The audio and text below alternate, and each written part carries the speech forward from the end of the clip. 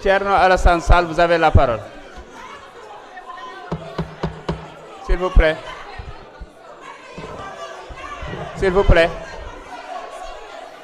Non, tuddul sa sant comme ni nga def ak tafsir rek la def. Comme ni nga def ak tafsir la def. Tuddul sa sant déedéet. Thierno Alassane, vous avez la parole. Pape Djibril Fall se prépare.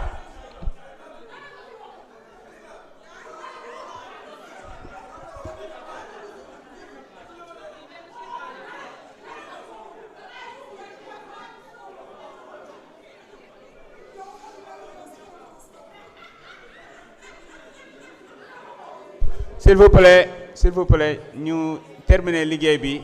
Thierno Alassane Sall, vous avez la parole. Pape Djibril Fall se prépare. S'il vous plaît. On ne peut pas démarrer. Non, on ne peut pas démarrer s'ils ne sont pas calmes.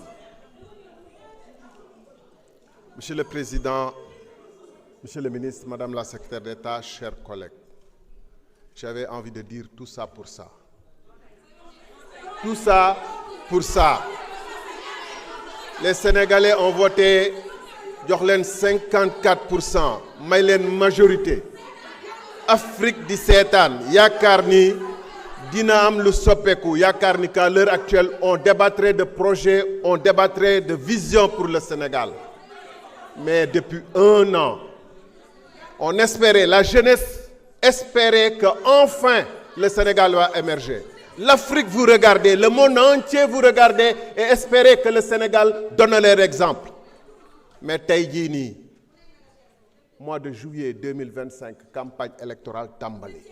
Le Premier ministre a démarré, commencé à tirer sur le président riposte et aujourd'hui c'est pas étonnant que l'Assemblée nationale du Sénégal, vous criez contre moi, mais le peuple entier vous regarde et crie contre vous. Le peuple entier vous regarde. Gis ngeen borom puus-puus yi ngeen di romb bu ngeen ñibbee, jaaykatu koko yi, étudiants yu sond yi, ñu ngi seetaan xam ne du lii la ñu doon xaar ci Assemblée nationale du Sénégal. Xuloo, xiiroo, ŋaayoo, saaga, terroriser les gens pour les empêcher de parler, c'est ça.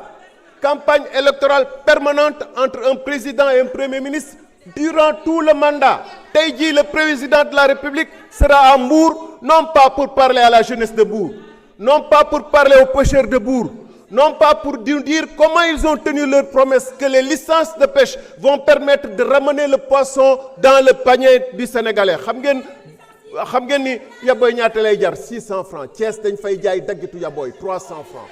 Sénégal boobu la ñu toll au lieu ngeen faale sénégalais yooyu ngeen jàkkaarloog sénégalais yi rusu leen di saaga di xuróog di xaxar. am na koo xam ne bis bu ma rombee mu saaga ma mu ngi ni toog saa yu ma rombee mu saaga ma loolu jaaxaluma parce que c'est le contraire qui était étonnant. bu Pastef nekkoon au pouvoir te Sénégal n'est pas le pays au monde où on insulte le plus, où l'Assemblée nationale du Sénégal donne cet exemple-là, ça m'aurait étonné. Prouvez-nous le contraire en vous taisant. Prouvez-moi le contraire en vous comportant convenablement. Munu leen ko. La République est en train malheureusement de se casser et vous aurez une lourde responsabilité. Ëllëg bu ñuy natt histoire du Sénégal dinañu fàttaliku les moments tristes que nous sommes en train de vivre. Fii ñu toll nii ci tey jii nii mu mel ni ASC xandaalu mooy def assemblée générale am que c'est pas des députés qui ont le punch de la République, qui ont la dignité que la République leur confère ñoo nekk di waxtaan mais mel ni que lamb bu tas ngeen toog fii bañ a may sénégalais yi ñu wax seen xalaat ci loi bi.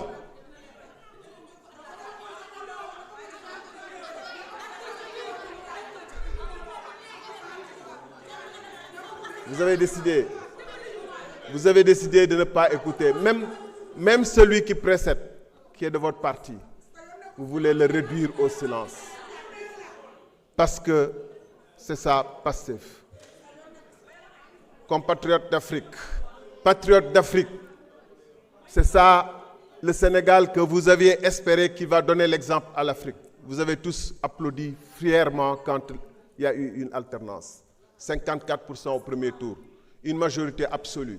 Mais malheureusement, on a en face de nous deux responsables de l'exécutif qui, dès les premiers instants de leur prise du pouvoir, dès le 25 juillet 2025, le Premier ministre commençait à tirer les premières salves d'un mandat sous une campagne électorale. Vous avez un président de la République qui a le courage de dissoudre l'Assemblée nationale. Il l'a fait une fois. Il va peut-être le faire une deuxième fois, mais qui n'a pas le courage de prendre ses responsabilités face au Premier ministre et de le démettre. Et cette République-là, on espérait qu'il donnerait l'exemple à l'Afrique, qui montrait ce que l'Afrique peut faire. Après avoir vu l'ennemi partout, la France, les États-Unis partout, aujourd'hui l'ennemi est à l'intérieur. L'ennemi, ils sont dans le complot permanent. Quand ils n'ont pas d'ennemis, ils en inventent. Et quand ils n'en trouvent pas, ils en trouvent dans leur propre rang. Chez leur propre député, chez leur propre président de la République, chez leur propre Premier ministre. Vous êtes incapable, vous serez incapable de régler aucun problème au Sénégal. Vous plongerez le Sénégal dans le chaos. C'est ça qui nous attend. Ressaisissez-vous avant qu'il ne soit trop tard. Que les gens qui ont encore un peu de cervelle parmi vous disent aux autres qu'il faut s'arrêter avant qu'il soit trop tard. Qu'on ne peut pas s'amuser avec cette République. Qu'on ne vous donne pas mandat de casser cette République. Parce que simplement vous êtes 130. Vous n'avez pas le droit de vous comporter ainsi et de donner un mauvais exemple du Sénégal. Mais ressaisissez-vous, bon Dieu.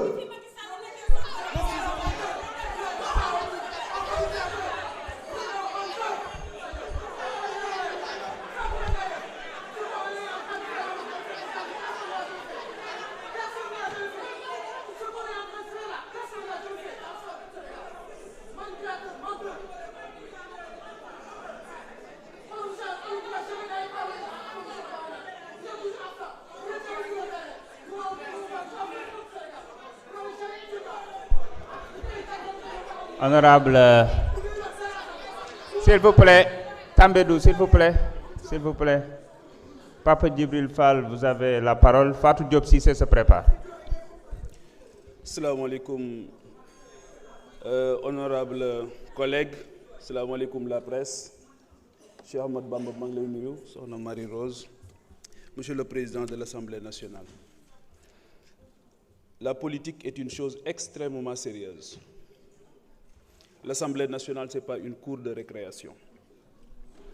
Si vous voyez, nous sommes tous les gens politique, nous sommes tous les gens qui sont dans l'Assemblée, nous trop. On est capable de faire mieux. L'Assemblée nationale, Fimi Tamblé.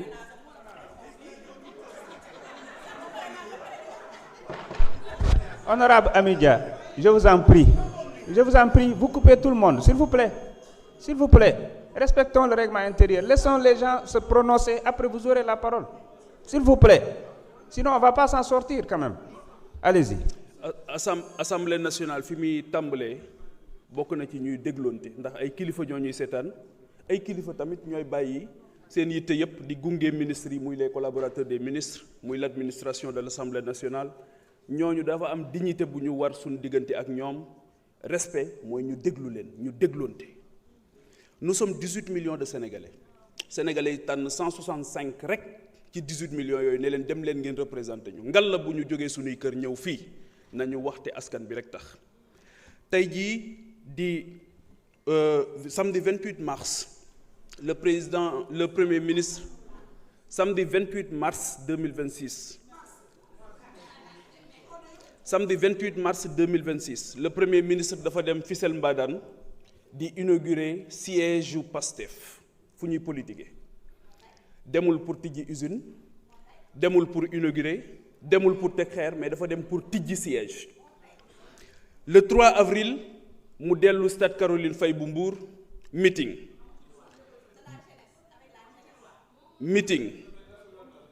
jóge ci le 9 mai tey président de la République ma ngay dellu meeting Mbour département de Mbour nag man foofu laa jógee du vivier électoral boo xamante ni saa bu ngeen ñëwee jàpp nit ñi jàpp jeunesse bi def leen ay bétail électoral jëfandikoo leen du loolu ngeen waxante woon ak sénégalais yi et je pense que ne jot na ngeen def conscience ngeen am prise de conscience ci responsabilité bi nga xamante ni moom la leen sénégalais yi teg les sénégalais sont extrêmement fatigués ngor gi ma dégg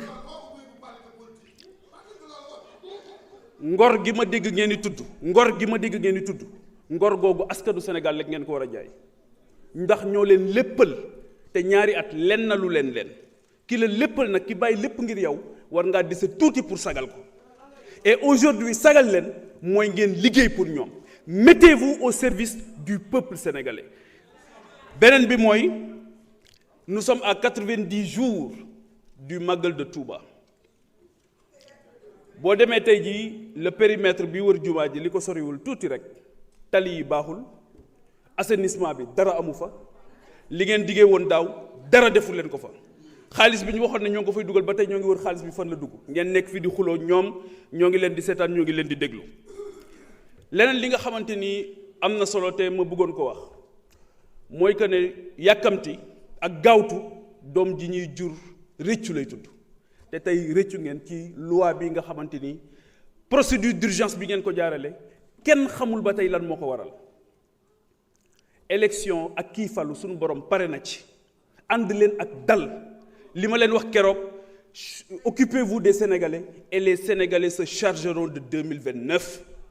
bu ngeen gisee li xew en mars 2024 ngeen xam ne nguur suñu borom moom moo koy joxe pexe yii ngeen di def taxul kenn jot ci nguur et je vous le dis en tant que sénégalais seen mbokk doomu aadama mooy wax ak yéen ànd leen ak dal le Pastef Sénégal dafa sonn pour ñu arriver au pouvoir plus de 80 morts ñoo am ci réew mi ñaata nangami doomu Sénégal yoo xamante ni tëjoon nañ leen ci kaso yi ñu ci ëpp ci ñoom tey ñoo ngi réccu ñi ci ñàkk seeni borom kër wala seeni doom tey ñoo ngi réccu parce que xamuñu nan ngeen def ba nëbbatu lijjanti seen loi d'amnistie bàyyi leen ñoom ñu nekk ci seeni jafe-jafe tey faju ji sax mënuñu ko def loolu nag ñun dootuñu seetaan muy am Sénégal jël nguur dootuñu nangu kenn di fi faatu ndax ba tey xamuñu ku rey xamuñu kan moo rey xamuñu ku doon rey xamuñu lu ñu def ba rey donc responsabilité bi leen Cheikh Abdou Lahad mi di woo ngeen di bañ responsabilité boobu la leen réew mi yépp di woo prenez de la hauteur